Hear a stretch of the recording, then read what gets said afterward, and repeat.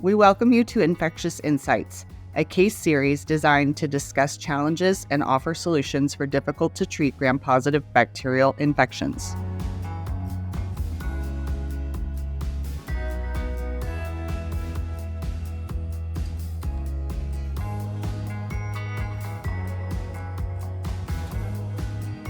Welcome back, Dr. Dold.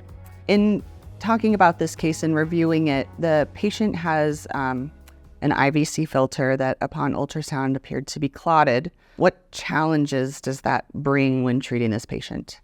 Well, that certainly brings another layer of complexity to the situation. A thrombosed IVC filter, now we're talking about an endovascular infection. So that's going to mean a longer duration of antibiotic.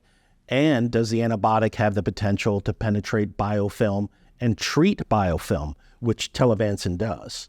Would you speak a little bit more on telavancin and or other antibiotics in the biofilm space? So unfortunately, vancomycin does not have good biofilm penetration.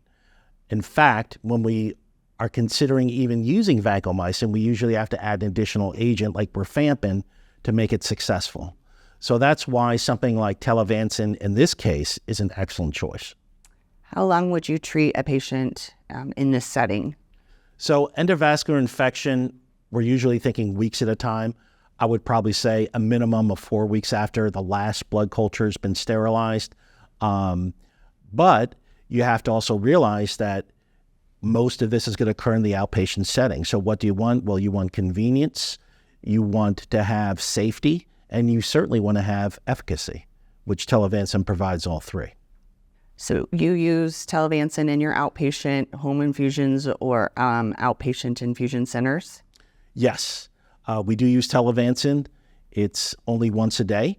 If we were using something like vancomycin, we don't even use vancomycin in the outpatient setting or infusion center because in most cases, everyone's going to require Q12-hour dosing, which really isn't realistic in the outpatient setting. Thank you, Dr. Dold, for being here with us today and discussing this case. Before we wrap up, is there anything in addition that you would like to add? Yes. So I think this case very well demonstrates the evolution of antibiotics that we now have for MRSA.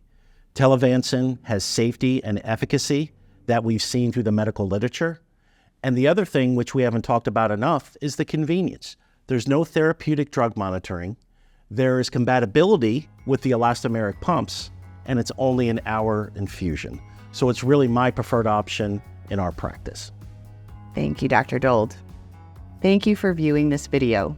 This Infectious Insights series is brought to you by Cumberland Pharmaceuticals. Please join us for subsequent educational opportunities.